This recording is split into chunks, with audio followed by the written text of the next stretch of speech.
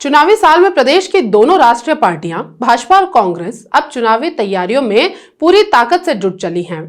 लेकिन भाजपा के एक इंटरनल सर्वे की खबर के बाद तमाम भाजपा विधायकों के बीच हड़कंप जैसी स्थिति है, जिसके बाद से ही विधायक लगातार सीएम से मुलाकात कर नब्ज टटोलने की कोशिशों में लगे हुए प्रतीत दिखाई दे रहे हैं। दरअसल इस इंटरनल सर्वे की चर्चा आगामी 2027 विधानसभा चुनाव के लिहाज से भी बेहद महत्वपूर्ण मानी जा रही है। राजनीतिक जानकारों की माने तो पार्टी ने कई अलग अलग पैरामीटर पर यह सर्वे किया है और इस सर्वे के आधार पर सभी विधायकों को 3 अलग अलग जोन में रखा गया है। इसमें से सबसे खतरनाक रेड जोन है, यानी कि जो विधायक रेड जोन में है उनकी सीट पर खतरा मंडरा रहा है। साफ है कि उस सीट पर संबंधित विधायक महोदय का ग्राउंड से फीडबैक सर्वे रिपोर्ट में ठीक नहीं आया है। इससे आने वाले चुनाव में विधायक जी का टिकट कटना तय है। अब चूंकि यह सर्वे पब्लिक डोमेन में नहीं है, लिहाजा किसका टिकट कटेगा और किसका बचेगा, इसी को लेकर तमाम विधायक चिंतित दिखाई दे रहे हैं। विपरीत इसके भाजपा व कांग्रेस के कुनबों में बिखराव व एकजुटता की तस्वीरें भी अब दिखाई देने लगी हैं। जहां चुनावी साल में कांग्रेस के नेता ऊपरी तौर पर एक नजर आ रहे हैं, तो चौतरफा चुनौतियों से घिरी भाजपा अंदरूनी और बाहरी हमलों से उबरने की कोशिश में जुटी हुई है। अभी हुई भाजपा कोर ग्रुप की बैठक के बाद भाजपा के एक गुट ने प्रदेश अध्यक्ष महेंद्र भट्ट से अकेले बंद कमरे में चर्चा की। यह वार्तालाप सत्ता के गलियारों में चर्चा का विषय बनी हुई है। जानकारी के अनुसार भाजपा के इस वरिष्ठ ग्रुप ने दायित्वधारियों की सूची से अपने चहेतों के नाम कटने पर महेंद्र भट्ट से खुलकर नाराजगी जताई है। जानकारी के मुताबिक ये हालात जेपी नड्डा व सीएम के कोर ग्रुप की बैठक से जाने के बाद हुआ। भाजपा विधायक अरविंद पांडे के बयानों के बाद बिगड़े हालातों के बीच माना जा रहा है कि पार्टी का एक बड़ा धड़ा नाराज है, जिससे यह साफ हो गया है कि भाजपा में सब कुछ ठीक नहीं चल रहा है। एक तरफ भाजपा की कोर ग्रुप की बैठक चल रही थी, तो दूसरी तरफ अरविंद पांडे अपनी ही सरकार के खिलाफ बयान दे रहे थे। इससे साफ है अरविंद पांडे की नाराजगी अभी तक बरकरार है, यकीनन कम होने की बजाय और बढ़ गई है। आप इस बयान से अंदाजा लगा सकेंगे। बयान सुनिए। किसी भी अधिकारी का स्थानांतरण किसी चीज का समाधान नहीं है, और मैंने अपने राजनीतिक जीवन में किसी का ट्रांसफर के लिए मैंने काम कभी भी नहीं किया है। हाँ, कुछ जनता के सुख दुख होते हैं, तकलीफ होती है, उस व्यवस्था पे कोई दिक्कत आए तो उसको ठीक करने के लिए मैं प्रयास करता हूं, न कि किसी के ट्रांसफर के लिए। मणिकांत जी जैसे योग्य अधिकारी 3 और आ गए हैं यहाँ, तो पहले एक मणिकांत जी थे, अब 4 हो गए हैं। चारों मिलकर उधम सिंह नगर जिले में काम बहुत है।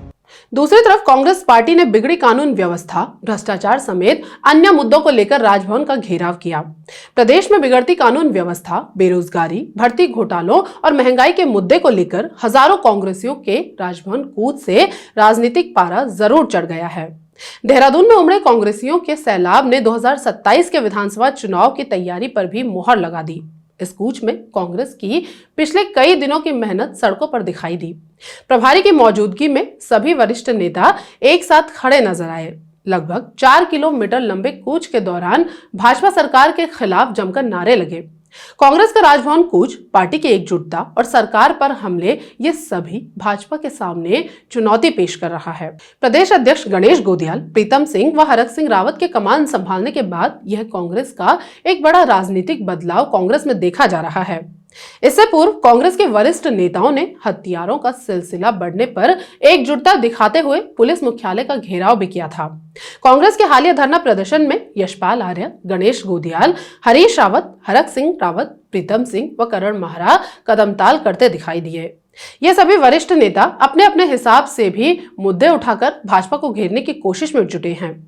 कांग्रेस की चुनावी टीम बनने के बाद गोदियाल के नेतृत्व में यह पहला बड़ा राजनीतिक कार्यक्रम था, जबकि अब दूसरे कार्यक्रम को कुमाऊं में करने की तैयारी कांग्रेस कर रही है। इधर गोदियाल के नेतृत्व में हुए प्रदर्शन के बाद पार्टी खेमे में विशेष उत्साह भी देखा जा रहा है। लंबे समय के बाद वरिष्ठ नेताओं के बीच आपसी तालमेल से उभरे संदेशों ने भाजपा खेमे को भी चिंता में डाल दिया है। इस प्रदर्शन में कांग्रेस के लिए एक महत्वपूर्ण बात यह रही कि महिलाओं और युवाओं की संख्या इस कूच में अच्छी खासी रही, जिससे कांग्रेस को थोड़ा राहत जरूर मिली होगी, क्योंकि पिछले कई चुनाव में ये दोनों वर्ग कांग्रेस के साथ कम ही दिखाई दिया है। खासतौर पर राजनीतिक कार्यक्रमों में इनकी संख्या कम रहती थी। लेकिन इस कूच से लगता है कांग्रेस फिर से इन दोनों वर्गों को अपनी तरफ लाने में थोड़ा बहुत कामयाब जरूर हुई है। राजनीतिक विश्लेषकों का मानना है कि राजधानी में कांग्रेस का यह बड़ा शक्ति प्रदर्शन आगामी चुनावी रणनीति का संकेत है। पार्टी पिछले कुछ समय से कानून व्यवस्था और रोजगार के मुद्दे को प्रमुख एजेंडा बनाकर सरकार को घेर रही है। आने वाले महीनों में कांग्रेस जिला स्तर पर जनसभाएं और आंदोलन करने की तैयारी में है। कांग्रेस का कई सालों बाद इस तरह का एकजुट दिखाई देना पार्टी में भी जोश भर रहा है। जिस तरह से पिछले दिनों दिल्ली में कांग्रेस के सभी बड़े नेताओं को आलाकमान ने एक साथ बुलाया था और सबको स्पष्ट रूप से पार्टी लाइन पर बने रहने का आदेश दिया गया, जिसके बाद कांग्रेस हाईकमान की बात का असर राजभवन घेराव में देखने को मिला भी। इस घेराव का और भीड़ की तादाद का असर इस कदर हुआ कि राजभवन घेराव के दिन सुबह ही प्रशासन ने कांग्रेस के सारे पोस्टर बैनर हटा दिए।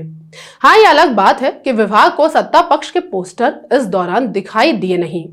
अब ये वायरल वीडियो तो यही तस्दीक कर रहा है, जिसमें कांग्रेस के एक कार्यकर्ता राजेश चमोली सिस्टम से अकेले ही लड़ते हुए दिखाई दिए। कांग्रेस नेताओं की माने तो भारतीय जनता पार्टी द्वारा सुबह से ही राजभवन घेराव को फ्लॉप घोषित करने के लिए खाली कुर्सियों की फोटो दिखाने से लेकर एआई जनरेटेड मुस्लिम यूनिवर्सिटी के होर्डिंग, आपसी गुटबाजी की पोस्ट का इस्तेमाल किया गया, मगर इन सब का रैली पर कोई खास असर दिखाई दिया नहीं। कम से कम भीड़ तो इसी बात की गवाही देती रही। बहरहाल, जैसा पूर्व में देखा जाता था उसके उलट तस्वीरें दिख रही हैं। अक्सर जो कांग्रेस चुनाव के समय में धड़ेबाजी और बिखराव के लिए जानी जाती थी, वो कांग्रेस पहली बार एकजुट दिखाई दे रही है, जबकि भाजपा जो कभी एकजुट रहती थी उसमें धड़ेबाजी और नाराजगी इस बार खुलकर सामने दिखाई दे रही है। कांग्रेस को यह सुनहरा अवसर दिखाई दे रहा है। सवाल यही है कि क्या भाजपा इस धड़ेबाजी और नाराजगी को खत्म करके एक बार फिर चुनावी जीत की हैट्रिक लगा पाएगी? दूसरा और अहम सवाल कि क्या कांग्रेस जो एकजुटता अभी दिखा रही है चुनाव तक एकजुट रह पाएगी? क्योंकि इन्हीं दो सवालों के जवाब 2027 का नतीजा तय करेंगे। कुल मिलाकर कांग्रेस का राजभवन घेराव का जोश जुनून आने वाले वक्त में कितना कायम रह पाएगा? भारतीय जनता पार्टी कल के प्रदर्शन के बाद किस प्रकार की ताकत झोंकेगी, इस पर देहरादून से दिल्ली तक सभी की निगाह रहेगी। फिलहाल चर्चा के केंद्र में कांग्रेस कार्यकर्ताओं का जोश जरूर है। आज के वीडियो में इतना ही। नमस्कार।